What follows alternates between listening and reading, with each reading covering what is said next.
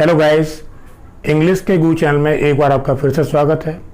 कुछ समय की व्यस्तता के कारण बीच में वीडियोस में कुछ अंतराल हुआ, लेकिन अब आपके जो वीडियोस हैं वो आपको कंटिन्यू मिलेंगे। जैसा कि हम लोग पार्ट्स ऑफ स्पीच के बारे में पढ़ रहे थे। पार्ट्स ऑफ स्पीच में जो इसका सेकंड पार्ट है प्रोनाउन, उनके काइंड्स के बारे में हम लोग पढ़ रहे थे। जो इसका फर्स्ट काइंड था पर्सनल प्रोनाउन, उसकी जानकारी आपको पिछली वीडियो में मिल चुकी है। जो इसका सेकंड पार्ट है ये, जिसमें आपको रिफ्लेक्सिव और एम्फेटिक प्रोनाउन की जो बारीकियां हैं वो इस वीडियो के माध्यम से आपको मालूम पड़ेगी। आइए जानते हैं कि रिफ्लेक्सिव प्रोनाउन और एम्फेटिक प्रोनाउन होते क्या हैं। जैसा कि बोर्ड पे लिखा हुआ है रिफ्लेक्सिव एंड एम्फेटिक प्रोनाउन, तो बेसिकली उसकी डेफिनेशन है वो, उसकी शुरुआत कैसे है। These are a kind of personal pronoun. ये जो प्रोनाउन है ये भी एक प्रकार के पर्सनल प्रोनाउन के ही प्रकार हैं, क्योंकि पर्सनल प्रोनाउंस आर यूज्ड, जो पर्सनल प्रोनाउन हम यूज करते हैं उनमें हम क्या करते हैं, they are formed by adding self to the singular personal pronouns and selfs to the plural personal pronouns. मतलब कहने का ये है जो पर्सनल प्रोनाउन है उनके जो सिंगुलर पर्सनल प्रोनाउन है उनमें सेल्फ SELF सेल्फ को ऐड करते हैं, और जबकि जो पर्सनल प्रोनाउन प्लूरल्स हैं उसमें हम सेल्फ्स SELVES सेल्फ्स को ऐड करते हैं, तो ये रिफ्लेक्सिव और एम्फेटिक प्रोनाउन में कन्वर्ट हो जाते हैं। जैसा कि बोर्ड पे लिखा हुआ है सिंगुलर, जो सिंगुलर पर्सनल प्रोनाउन है जैसे my, him, your, her and it. अब इनके साथ में अगर हम सेल्फ को ऐड करते हैं तो ये कन्वर्ट हो जाते हैं रिफ्लेक्सिव या एम्फेटिक प्रोनाउन में। माई सेल्फ, इसके साथ हमने सेल्फ को ऐड किया है। हिम सेल्फ, इसके साथ भी हमने सेल्फ को ऐड किया है, तो my self, him self, your self, her self, it self, ये आपके सिंगुलर रिफ्लेक्सिव या एम्फेटिक प्रोनाउन में काउंट होते हैं। Plurals our, your, them, our, your और देम्स के साथ में हमने सेल्फ्स को ऐड किया है, तो ये आपके प्लूरल में काउंट होते हैं। अवर सेल्फ्स, योर सेल्फ्स, देम सेल्फ्स, ये भी आपके सिंगुलर और प्लूरल दोनों आपके एम्फेटिक या रिफ्लेक्सिव प्रोनाउन है। अब जो मेन जो समस्या आती है कई स्टूडेंट्स को कि रिफ्लेक्सिव और एम्फेटिक प्रोनाउन दोनों में ही सेल्फ या सेल्फ्स का यूज करते हैं, तो इनमें जो डिफरेंस है वो डिफरेंस को हम आइडेंटिफाई कैसे करेंगे कि कौन सा सेंटेंस जिसमें हमने प्रोनाउन यूज किया है कौन सा रिफ्लेक्सिव प्रोनाउन है या कौन सा एम्फेटिक प्रोनाउन है। तो उसके लिए मैंने आपको एक इंडिविजुअली इसकी जो डेफिनेशंस हैं या एग्जांपल्स में आपको मैंने बताए हैं। रिफ्लेक्सिव प्रोनाउन होता क्या वास्तविकता में, these pronouns indicate that the subject and the object refer to the same person और thing. These pronouns refer to the subject of a verb. ये जो pronoun है indicate that the subject and the object, ये indicate करते हैं या बताते हैं कि subject और object refer to the same person, जो subject है उसको ही refer करते हैं। These pronouns refer to the subject of a verb, जो verb का subject है उसको refer करते हैं। इस डिफरेंस के अलावा आपको मैं एक सिंपल सी तरीका बताता हूं जिससे आप आइडेंटिफाई करेंगे एक सिंपल वे में। ये जो प्रोनाउंस होते हैं ये मेन फोकस या रिफ्लेक्शन सब्जेक्ट के ऊपर ही फोकस करते हैं। जैसे एग्जांपल दिया है यू हर्ट योर सेल्फ।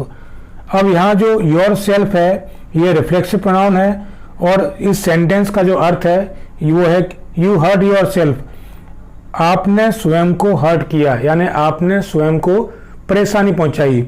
अब योर सेल्फ जो है वो उसका एक्शन पर रिफ्लेक्शन ना होते हुए सब्जेक्ट पर रिफ्लेक्शन होता है, तो आपने स्वयं अपने आप को परेशानी पहुंचाई, तो इसके लिए आप कौन जिम्मेदार है, ओनली सब्जेक्ट ना एक्शन।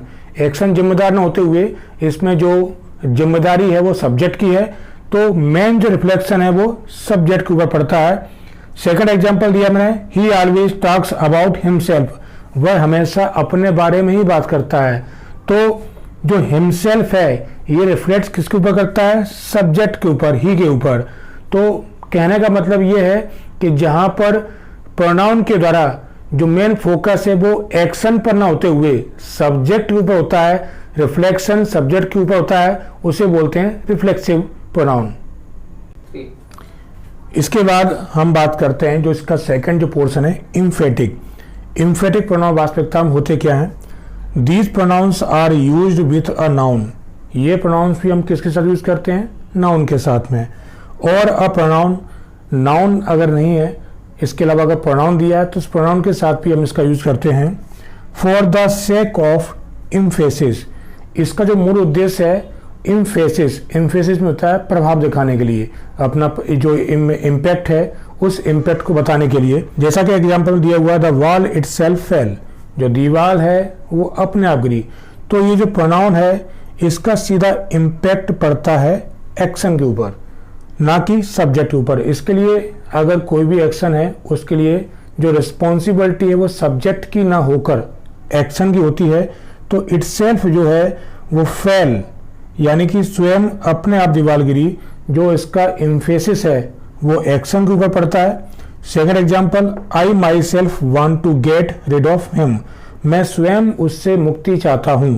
तो माई सेल्फ जो प्रोनाउन है वो एक्शन पर इम्फेसिस यानी कि जोर डालता है या प्रभाव छोड़ता है। इसका जो रिफ्लेक्शन है वो सब्जेक्ट पर ना पड़ते हुए एक्शन पर पड़ता है। तो मूल जो कहने का तात्पर्य है कि रिफ्लेक्सिव और इम्फेटिक प्रोनाउन में एक छोटा सा माइनर डिफरेंस है। वो ये है कि अगर रिफ्लेक्सिव प्रोनाउन है तो उसका सीधा इम्पैक्ट पड़ता है सब्जेक्ट के ऊपर। यदि कोई इम्फेटिक प्रोनाउन है तो उसका सीधा फोकस या उसका रिफ्लेक्शन पड़ता है एक्शन के ऊपर। यही इसमें थोड़ा सा बारीकी से अंदर है। तो रिफ्लेक्सिव और इम्फेटिक प्रोनाउन जो है उसमें समझने के लिए एक सिंपल तरीका है कि जहां पर किसी भी एक्शन का रिफ्लेक्शन सब्जेक्ट पर पड़ता है, किसके द्वारा? प्रोनाउन के द्वारा, वो होता है रिफ्लेक्सिव। और जहां पर किसी भी प्रोनाउन के द्वारा जो एक्शन है उस एक्शन पर फोकस होता है या एम्फेसिस पड़ता है, उसे बोलते हैं इम्फेटिक प्रोनाउन। एक छोटा तरीका आपको और बताता हूं। रिफ्लेक्सिव प्रोनाउन जो होता है वो जनरली 90% जो होता है वो अधिकांश सेंटेंस में ऑब्जेक्ट के रूप में यूज होता है, जबकि इम्फेटिक प्रोनाउन जनरली जो होता है 90% वो सब्जेक्ट के तुरंत बाद यूज किया जाता है। जैसे एग्जांपल दिया गया आई माई सेल्फ। थर्ड एग्जांपल दिया गया यू योर सेल्फ। तो सब्जेक्ट के तुरंत बाद प्रोनाउन यूज किया गया है, जबकि रिफ्लेक्सिव में सेंटेंस में हमेशा प्रोनाउन को लास्ट में यूज करते हैं मोस्टली। जैसे यू हर्ड योर सेल्फ, तो हमेशा इसको ऑब्जेक्ट के रूप में यूज किया गया है। ही ऑलवेज टॉक्स अबाउट हिमसेल्फ, यहाँ पर भी प्रोनाउन का यूज लास्ट में किया गया है। तो एक सिंपल वे है इसको जस्टिफाई करने का, पहचानने का। तो आशा करता हूं कि आप लोगों को आज जो टॉपिक में बताया गया रिफ्लेक्सिव और इम्फेटिक के बारे में समझ में आया होगा। यदि आपको किसी प्रकार का कोई डाउट है तो आप कमेंट के माध्यम से अपना डाउट पूछ सकते हैं, या कोई और जानकारी जो आपको समझ में नहीं आई हो उसके लिए भी आप कमेंट कर सकते हैं। यदि आपको वीडियो समझ में आया हो, आपको अच्छा लगा हो, तो अपने दोस्तों रिश्तेदारों तक भी इस वीडियो को शेयर करें, जिससे से अधिक लोगों को ग्रामर की जो एक बेसिक जानकारी दी जा रही है प्रोनाउन के बारे में उसकी जानकारी प्राप्त हो। जो स्टूडेंट्स किसी कारणवश अपनी फीस अफोर्ड नहीं कर सकते हैं या उनको नॉलेज नहीं मिल पाती है, उनको भी नॉलेज फ्री में प्राप्त होगी। और आपके द्वारा चैनल को सब्सक्राइब करना, शेयर करना, लाइक करना, कमेंट करना, यही मेरे लिए एक तरह से पारितोषिक होगा। और एक बार सभी जो टीचर्स हैं, मेरे समकक्ष टीचर्स हैं या जो मेरे कलीग्स हैं, उन सभी लोगों को शिक्षक दिवस की हार्दिक शुभकामनाएं।